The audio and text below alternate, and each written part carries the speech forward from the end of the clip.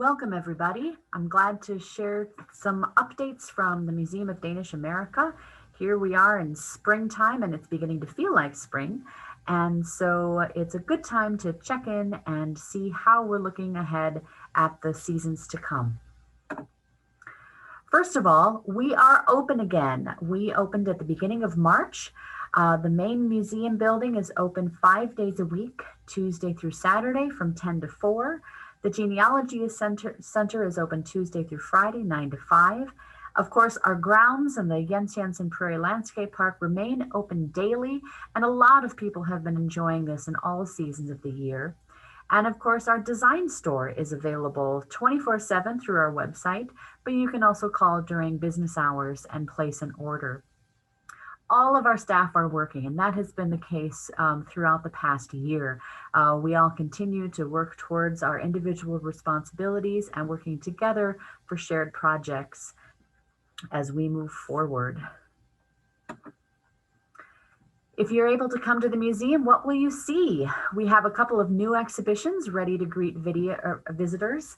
One is the Victor Borge Legacy Award, 10 Years of Making Music. This celebrates the 10th anniversary of an annual piano competition that the museum has hosted for local high school piano students. The winners perform in a recital here at the museum on Victor Borge's first piano. And it's been a wonderful annual celebration of music and talent and the legacy of Victor Borge.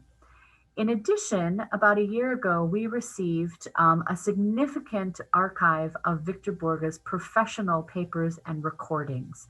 And so we're also highlighting that. What are some of the real highlights of that, whether it's photographs of Borge with other celebrities, anyone from Henry Kissinger to Oscar the Grouch. This gives us a chance to really highlight both the active program and living legacy of Victor Borge, as well as the growing amount of materials that we have to help share his stories with new generations. Another new exhibition that visitors will have a chance to see is Snapshots, Travels with H.C. Andersen. This is a contemporary art exhibit. You see examples on the lower right corner of the screen by Danish artist Susanne Thea. And she took as inspiration Hans Christian Andersen's own travels through Europe and especially to Italy in the 19th century. He wrote about his experiences and his impressions, and she used his travels as a springboard for interpreting those travels in these wonderfully creative and colorful series of prints and paintings. You may also see familiar faces. Here we have all the staff members who have been here for over 3 years. Some of you may recognize a lot of the smiling faces here. Deb, Angela, Cheyenne, Jenny, Terry, Wanda, Nan, Tim, Nikki, and Terry. Collectively, these 10 people represent over 120 years of experience with the museum. It's an amazing institutional memory, institutional commitment, and speaks so well to the commitment that staff feel towards the work we do here and what we're able to accomplish for you, our audience. And you may see new faces. In the past year and a quarter, we have welcomed new members to our team. And what a time to be a new staff member. Amanda Skellinger joined the Genealogy Center as the new manager in December of 2019. Dia Nagaraj is newly in charge of our exhibition program. Cindy Pash is an administrative assistant stationed at the front desk, so visiting a lot of the visitors who are now returning to the museum. Julia Jessen is our current American intern working in the collections department, and Shelley Larson joined us last January as a development associate working specifically with our members and our membership program.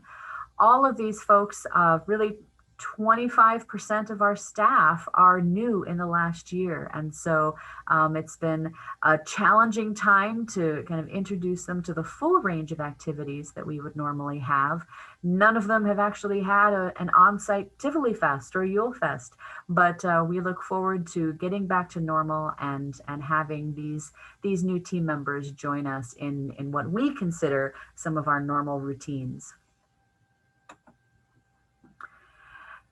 And some of our upcoming activities do have us reaching out through the region again, and we look forward to beginning to meet people in different communities across the country. The first opportunity to do that will be in Ames, Iowa, so not very far away, but at the Iowa State University's Brunier Art Museum. They are currently hosting our exhibition called Art Nouveau Innovation: Danish Porcelain from an American Collector. And on April 8th, that they're hosting a public reception for both their staff and our museum representatives, as well as the collector, to be there, answer questions from the public, and enjoy a time of gathering. They do require timed reservations. You can find more information on the Brunier Art Museum website. And that exhibit remains on view in Ames through May 9th of this year, before traveling on to other venues. We also plan to open a new exhibition on weddings just in time for Tivoli Fest. On May 29th, the final weekend in May, this exhibition draws on our permanent collection, pulling out some wonderful examples of both wedding gowns and attire, objects that were given as wedding presents, photography, wedding portraits, both old and new, and a lot of the traditions around both Danish wedding traditions and American wedding traditions, and how those have merged and evolved over the past few generations. So it's a fun way to highlight things from our own collection and encourage everyone who visits to really think about the weddings they've attended or participated in. We are also planning an outdoor exhibit.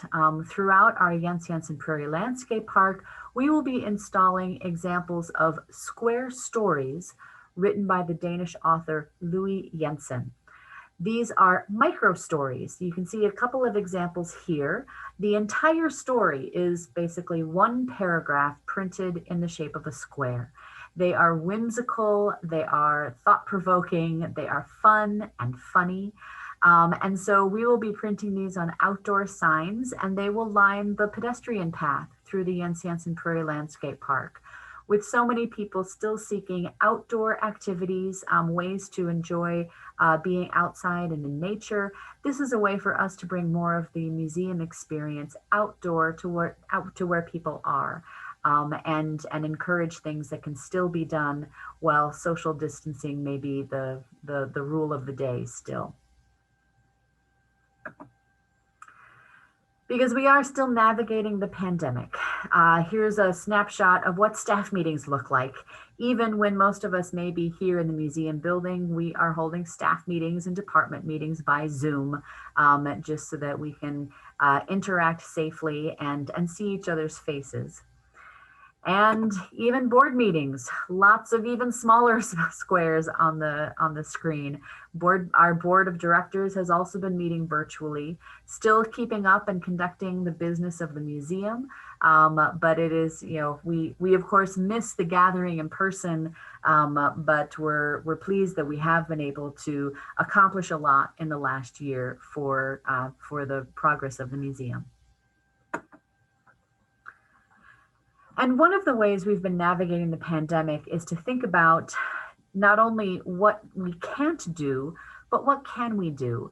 We may not be able to visit in person or travel to different communities as we are used to, but we can still reach out and communicate by through publications and mail, emails, virtual content, so many other kinds of outreach. And so we focused our attention in the past couple months on creating a new small publication, 24 pages, that really answers some of the questions that we think members like you might have. how is MoDA doing? How have we been surviving in the past year? And what are the resources that have allowed us to keep going and that will allow us to bridge into a successful future? This is being mailed out right now to all of our members across the country and across the world as a resource, something that that you might look at and think about how MoDA kind of functionally operates, and how important some planful gifts have been to the past and the present, and considering whether individual members might be in a position to make a planned gift for the future. So we hope that it's something that gives a new insight into how the museum works. We were so pleased that several active donors were willing to write some of their personal stories of how they support the museum and why. And we encourage all of you to think about whether you would like to share your stories. This is something that we would like to incorporate into the America Letter on a regular basis, just to kind of fill out some of the stories and experiences behind our lists of names that we honor as museum supporters. And your story might inspire other members to think about how they might support the museum in different ways as well. We are focusing on what we call pandemic-proof projects this year. Things that we can be pretty confident that, yes, we will move forward, we will implement these projects and reach our goals. One of them is the long-awaited restoration of the wetland area of our Jens Jensen Prairie Landscape Park. About 3 years ago, during a period of multiple heavy rain events, the water containment structure, the earthworks that held the pond in place, it failed. And so it's been redesigned, stronger, more robust with a water overflow structure. And so this summer, we will be actually rebuilding that water containment system. And hopefully we'll get rain at the right time and it'll fill up and be a pond, at least by 2022. In conjunction with that, we also want to provide more accessible views and enjoyment of the prairie, especially for people who can't really navigate gravel paths or mowed paths very easily or comfortably. So we do want to build a visitor overlook from the flat plateau right north of the museum, where you can really enjoy some wonderful views of the wetland, of the prairie, and get a sense of that whole ecosystem and wildlife that call the prairie home. We are also proceeding with plans for our annual Sankthansaften, which we're putting on Saturday, June 26th. This is usually an on-site event, as you see in the photo here from a Sankthansaften of a few years ago. But this year we are intentionally planning it to be a hybrid event that people can access and enjoy either in person here at the museum or online through live streaming and Facebook and social media. We experimented with this last year, and this year we were able to secure funding from the American Scandinavian Foundation to really build that out and make it a more robust experience for viewers on both sides of that. So we look forward to working on that and hope that you will all literally mark your calendars and plan to join us in the evening of June 26th, no matter where you may be. We are also making plans for some needed major maintenance at Bestamore's house. The actual work would probably not be done until this fall and early spring of 2022, but these are major projects and take some pretty long planning timelines. So we are actively working on both the bidding process with contractors, the grant application process with different funders, and hopefully by the end of June, we will know exactly what resources we have and can put the contractors on the calendar and secure their time to do these different parts of the project. And pandemic-proof projects certainly include online programs. We've been doing a lot of online videos, sharing them through Facebook, through YouTube, doing timed premieres of our brown bag lunch so that you can join when they are going live. But I want to clarify that if you miss the live premiere, you can still go back at any time and watch those same videos. So if you weren't able to see the slightly crazy Danish duo explain what Fastelavn is in Denmark, you can still go back and watch that now and get some new insights into that holiday in Denmark. Some of the things that we're working on is developing some genealogy focused videos, some how-to tips that would really kind of both promote and advertise the special expertise that our genealogy center has. We continue to plan and develop more Nordic cuisine videos. I see Marilyn Gift is with us, and we're working with her to film making a kransekage, how to make it, decorate it, and transport it, which is also an important part of the kransekage reality. We'll continue to do brown bag lunch programs and make them available virtually. And as I mentioned, Sankthansaften will also have video components as well.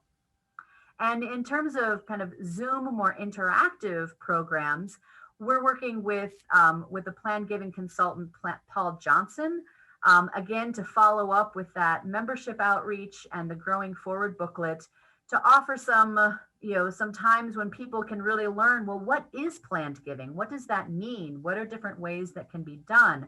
Paul is a real expert at explaining this, making it very accessible and making it feel very doable for all of us.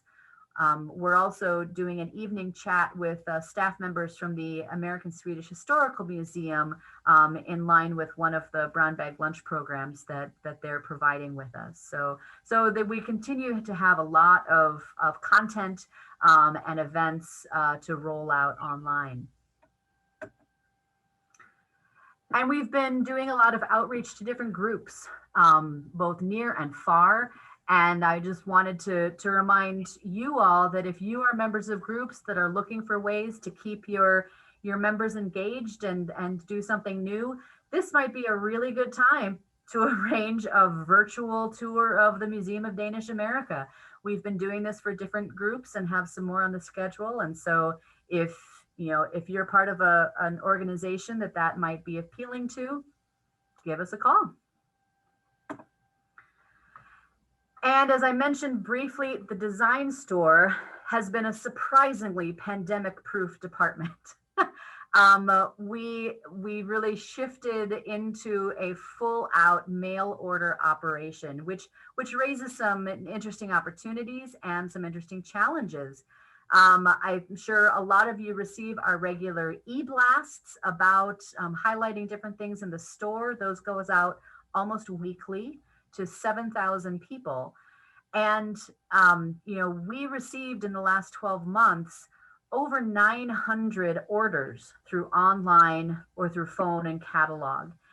And the thing is, all of those orders not only need to be kind of fulfilled and we have to have all the stuff, but they all have to be packed and wrapped and shipped and got out the door. And so it's a very different store experience for the workers than it is if a customer comes up, picks up stuff themselves, pays for it at the register, and all you have to do is put it in a shopping bag and then it walks out the door on its own. So it's been a really interesting experience for us to pivot entirely to online and then open up and now figure out how to do both. What we are really surprised and grateful for is that a lot of our shoppers online, especially, a third of them had absolutely no previous contact with the museum. 34% were brand new contacts. And that we attribute to the fact that about a year ago, we started a Google ad campaign, which costs us nothing for the advertisement. We pay a monthly fee for a consultant to manage our ad campaign. But that means that if someone is looking for Bjorn Wienblad candlesticks, they will find our store because we're selling Bjorn Wienblad candlesticks.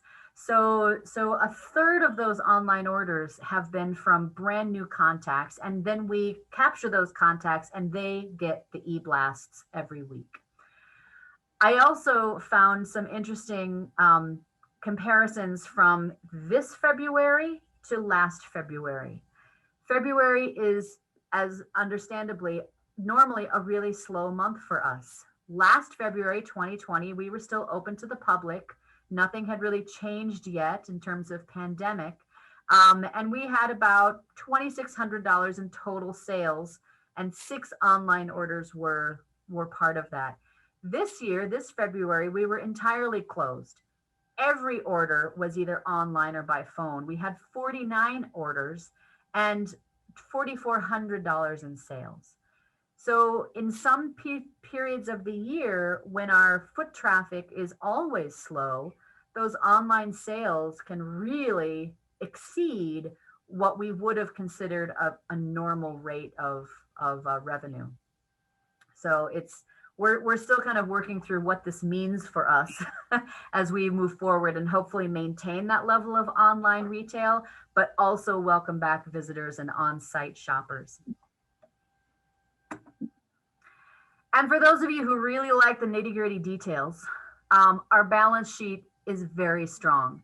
I know I'm not giving you the whole balance sheet, but this is, we have no long-term debt. The only debt on our balance sheet is the PPP2 loan, which is fully expected to be forgiven as our first round PPP loan was.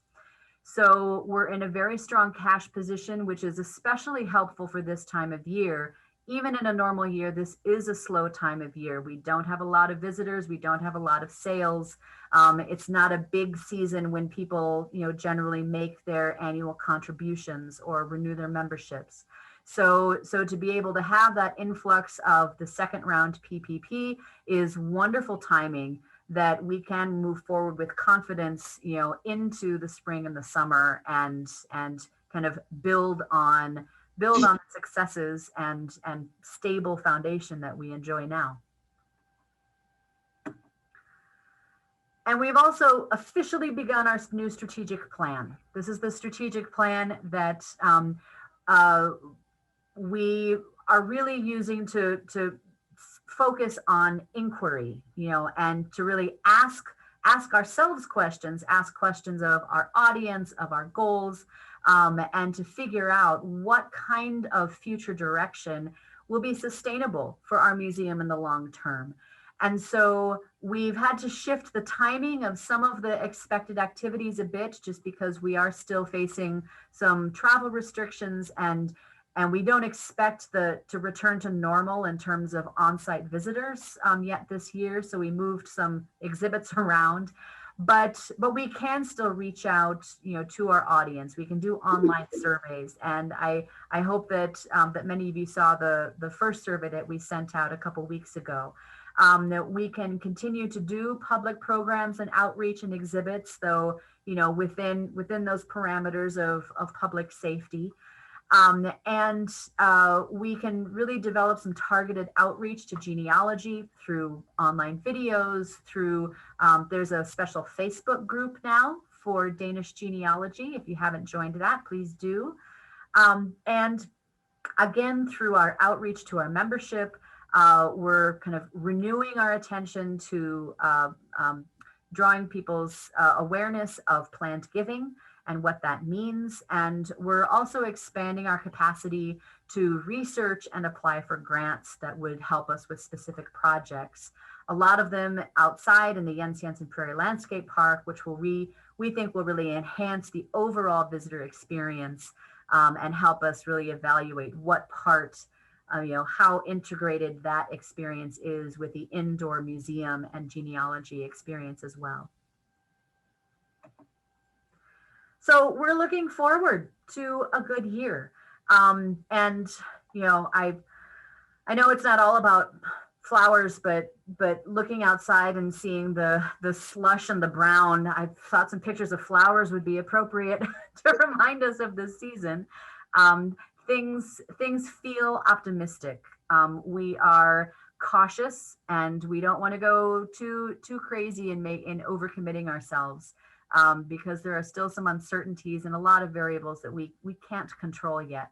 But we are starting to emerge from, from the low points of closure and worry, and emerge with a solid financial footing, some good plans that feel attainable, and looking forward to sharing those with our audience in a lot of different ways.